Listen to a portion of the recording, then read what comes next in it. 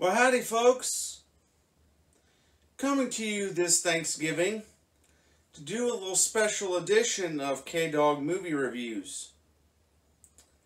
Well, back in 1988, exactly 30 years ago today, well maybe not today, but 30 years ago on Thanksgiving, the week of Thanksgiving, two animation giants went head to head, releasing their product at the same exact time. One was a former employee of the other company that decided to take on the main studio, the former studio that he worked for. And what am I talking about? These two giants that released their product on the same day. Well, right here's the hint. We have the Walt Disney Company releasing Oliver and Company, and Don Bluth releasing The Land Before Time. Yeah, that's what we're going to take a look at today. So let's roll the intro and we'll get right into it.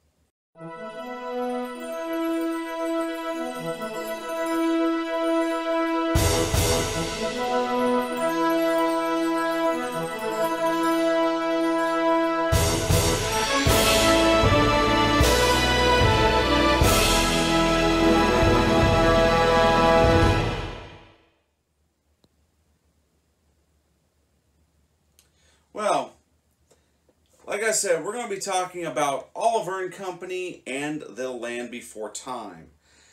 The reason being is that both these movies were released on the same day 30 years ago. So it's in the 30th anniversary of both of these releases. Now, a little bit of backstory of how this all happened. Back in the 1970s, Don Bluth was an animator at Disney. He had worked on such films as Robin Hood, The Rescuers, and a whole slew of other Disney animated films. He was part of the animation team. He was going to be an animation director for Walt Disney Studios. Now, there was only two things that he directed for Walt Disney Productions. He did a film called The Small One, which was a Christmas film about this little Jewish boy. His family is tight on money, and so he has to sell his donkey called The Small One, and in the story, he ends up selling it to another Jewish man who is on his way to Bethlehem so his wife can give birth. You know, I'll let you fill in the blank of what that is.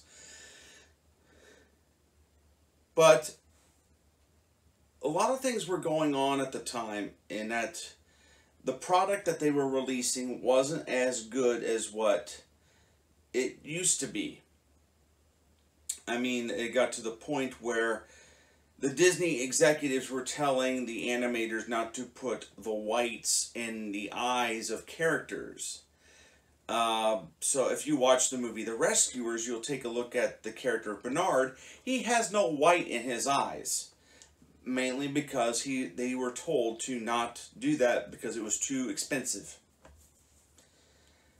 While Disney was trying to cut corners wherever they could, instead of focusing on making a good product, they were working on just cutting costs. And eventually, long story short, Don Bluth had had enough. So on his birthday in 1979, he packed up his things, turned in his resignation, and left the Disney studio. The very next day, 17 of Disney's animators would follow him. They would follow him. And which was 1/3 of the animation staff. And he went on to make film. He went on to make a film called The Secret of Nimh, which box office wise was not great. It was released in 1982 by United Artists, and proved that they could make a feature film. But then in 1986, a little film called American Tail comes out, with Don Bluth directing, produced by Steven Spielberg. Disney, on the other hand, had just come off of The Black Cauldron, which was beaten by the Care Bears movie. That's how bad Disney was failing. And so Don Bluth's follow-up with Spielberg was The Land Before Time. Not knowing that Disney had pulled themselves together underneath the leadership of Jeffrey Katzenberg, who Disney couldn't stand at first. The animators couldn't stand him because he came from television and film. He had no idea on how to do animated movies. And so they chose what would be a classic telling of what Disney would, or basically what Disney would do on a classic story of Oliver Twist. Their film was Oliver and Company. Thus, taking you take a classic story, you take the characters. You don't necessarily retell the book, but you take the characters, you take their names, and then you come up with your own story. Now, what happened in this situation? Both films were released on the same exact day in 1988, 30 years ago. Well, an interesting thing happened. Don Bluth was kicking Disney's butt back in the 80s. He lost his touch in the 90s, which I found out through an interview on YouTube. That's mostly because the studios that he was dealing with at the time began to meddle with some things and demand some big changes. But Disney was getting their butt kicked by one of their former employees, who they so much did not approve of. But what happened was, both of these films came out the same day. I mentioned that several times. However, Disney ended up coming out on top in terms of money-wise. The opening weekend for The Land Before Time actually beat Oliver and Company. But in the long run, Oliver and Company won the animation battle, that particular situation. But let's take a look at both of these movies. I reviewed these movies before, but I'm going to give you another review, just looking at some of the things that happened with these movies. Oliver and Company, starting off. I do have a little bit more things here of Oliver and Company than I do The Land Before Time. Overall, between both of these movies, I like both of these movies. I find very little that's wrong with them. I mean, they both have their problems. Like, for example, Oliver and Company. The problem with that film is it dates very, very badly. It does not hold up as well. As a matter of fact, Disney, it's rumored on one of these websites that you see on Facebook and things like that, It's rumored that Disney actually wants their audience to forget about this film, even though it was quite popular at the time. Um, but the thing, it doesn't hold up. It's very, very 80s. A lot of product placement in the film from Coca-Cola, Macy's, USA Today, Ryder Transport, Sony. I mean, because it takes place in New York, so you see all this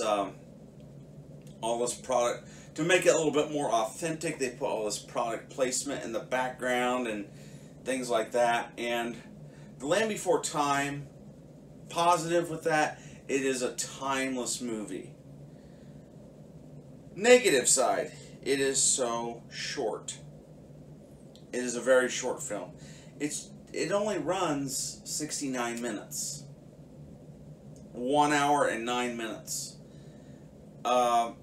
It was originally supposed to be around 80 minutes, but Spielberg demanded that a major scene be cut from the movie because it would have given the film a PG rating, and Spielberg was not up to making a PG animated film, mainly because him just becoming a father at the time, and so he thought the scene that which they had taken out would frighten children, so it was taken out. Yeah, so yeah, there you go. But and both films had some great merchandise tie-ins. I do remember that. Even though I don't have any of The Land Before Time, Oliver and Company, their tie-in was with McDonald's. And matter of fact, I have this from 1988. I was 4 years old. McDonald's had the little tie-in of these little Christmas ornaments, these little Christmas tree ornaments. And they had, this one was of Oliver, they had one of Dodger and some of the other characters. But yeah, this was this little Christmas tree ornament from 1988. And it was a little McDonald's tie-in. I think this was the Happy Meal toy, because it came out, Thanksgiving, and it would have been the Christmas holiday season. Another unfortunate thing with Oliver and Company, it was not released on home video until 1996, after a brief theatrical re-release. So what we have here is the home video release from 1996. It's part of the, you see, is the Walt Disney Masterpiece Collection video cassettes. And Oliver and Company wasn't that long of a movie as well. It was only 74 minutes. So, yeah, and then of course the Blu-ray here is the 25th anniversary Blu-ray. There was a 20th anniversary version, but if you have the 25th anniversary edition, you've got the same thing. It just says the 25th anniversary on it. All the bonus content is the exact same thing. Also, another thing here I have is the motion picture soundtrack. I was able to find this on eBay, brand new, sealed, never been played. So that was kind of cool. Now, The Land Before Time. Another positive thing about that was it has spawned a ton of direct-to-video sequels. You may not like those, but it happened. I don't know how many the direct-to-video sequels. I bet there's probably 20 of them. I don't know.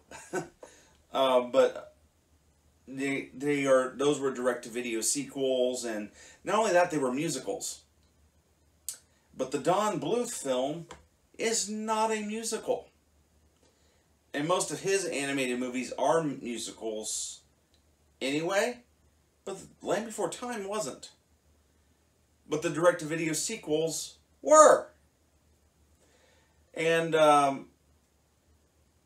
yeah, it spawned a line of direct-to-video sequels, and so it stays in the public conscience, you know, the public view for until the end of time. Oliver and Company, it doesn't hold up that much. Now, also, The Land Before Time, their product tie-in was with Pizza Hut. As a matter of fact, Pizza Hut, there is a Pizza Hut commercial on the VHS, the original VHS release of The Land Before Time. This is the old MCA home video release. You see right there. There is a commercial for Pizza Hut at the beginning of the film, or the video, and they had, their product was puppets, little hand puppets that were drawn like the characters. They had Littlefoot, they had Spike, they had Sharp Tooth, and they had those. Now, and here's the Blu-ray. And this is, it's not an anniversary edition. The only thing I know Universal has put out is a 20th anniversary edition DVD. But they did put it out on Blu-ray. Could be had, it's a cheap Blu-ray. The downside is there's no bonus content on this whatsoever. Not even the trailer is on here. So, yeah. And then, of course, I have the soundtrack. Now, I made this label for the soundtrack. I downloaded it legally off Amazon. So here's the motion picture soundtrack, which was, that's another thing. Oops, I dropped Oliver. He fell off. Let's see if I can pick him up. There we go. I put him back on there. That's another thing, is the music. Oliver and Company used pop music. It was very pop music oriented. You have Billy Joel as the Dodger, providing the speaking voice, and he has the title song, Why Should I Worry, which was the only memorable song from the movie. And you also have people like Huey Lewis, Ruth Pointer, she has a song, Bette Midler, who provides the voice of Georgette, she has a song, and yeah. While The Land Before Time, it only has one song in it, performed by Diana Ross. And it's the end title song, If We Hold On Together. While the score for the film was done by James Horner. And James Horner provides this very memorable score. And it helps enhance, definitely helps advance the story the same way like John Williams would. And so you had, if you notice that with Steven Spielberg movies that he produces or directs, the scores to those films are amazing, especially in the 80s. Whether he was working with James Horner or Alan Silvestri for the Back to the Future, or Jerry Goldsmith on a few films, they're so memorable scores. I do like both these movies. Both these movies hold a special place in my heart. Oliver and Company, mainly because I saw it in the theater in 1988 when it originally played. I was 4 years old, it was the second movie I ever saw in a movie theater. The Land Before Time, I did not see in the theater, but however, I rented it. My parents rented it for me when it originally came out, and it had, of course, it has a great message about perseverance, and it also has the thing with the death of the mother, and of course, that being somewhat related. My first movie I ever saw in a movie theater was a 1988 re-release of Walt Disney's Bambi, in which Land Before Time kind of harkens back to Bambi with the loss of the mother. And so, but Land Before Time took another step in showing about friendship and perseverance and accepting people for who they are, because that's why, and that was Steven Spielberg's idea with the movie, in that that it's not just one group, it's not just one herd of dinosaurs. It's a little bit of every dinosaur, and they make this one unique herd, where you have the brontosaurus, you have the triceratops, you have the spike tail, the pterodactyl, and all that, and they form this bizarre herd, and they're friends. But yeah, it's a harmless movie. I would show these movies today, even though Oliver and Company is a little dated, but it still has an entertaining value to it. That even though it's dated, it still has an entertaining value to it. It's not a dull moment in the film. Land Before Time, definitely well put together. Just a little short. I mean, yeah, but when you're a little kid watching these movies, an hour seems like an eternity. So, yeah, The Land Before Time and Oliver and Company, a 30-year celebration on the release of these films.